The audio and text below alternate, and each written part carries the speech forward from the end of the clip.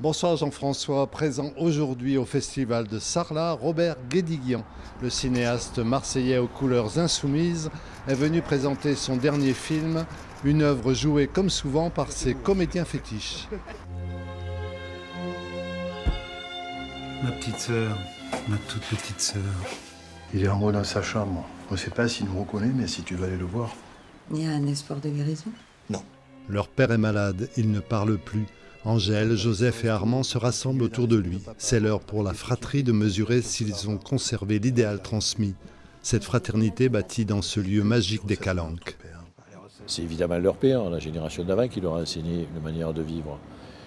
Et cette manière de vivre, ils ont du mal à la mettre en marche aujourd'hui, à la mettre en place, à la transmettre. Tu vas pas reprendre. Attention, un seul et tu repiques au truc. Je m'en branle.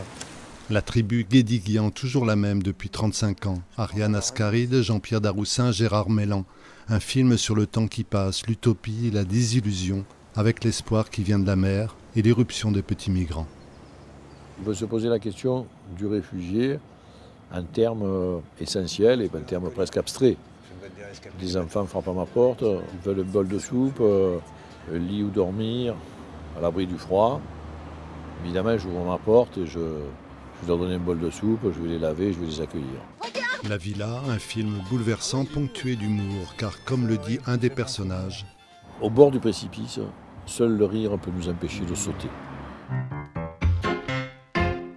pendant 3 jours, nous les avons suivis. Ils ont bénéficié d'un vrai réalisateur, Jérôme Enrico, de 2 acteurs professionnels, d'un chef monteur. Les jeunes Québécois de Montréal ont terminé à temps leur très court métrage Extrait. Madame, s'il vous plaît, madame, arrêtez, madame. Madame, restez là. Attendez, madame.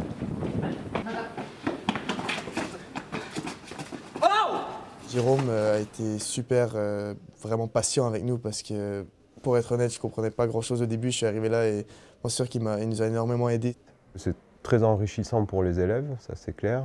C'est la possibilité de travailler avec des professionnels, c'est quand même assez rare, à leur niveau, on va dire.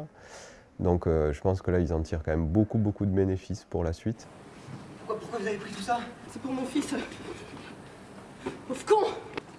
Ce soir, les 10 petites séquences fabriquées ici cette semaine sont projetées devant les 600 lycéens venus de toute la France et même de plus loin.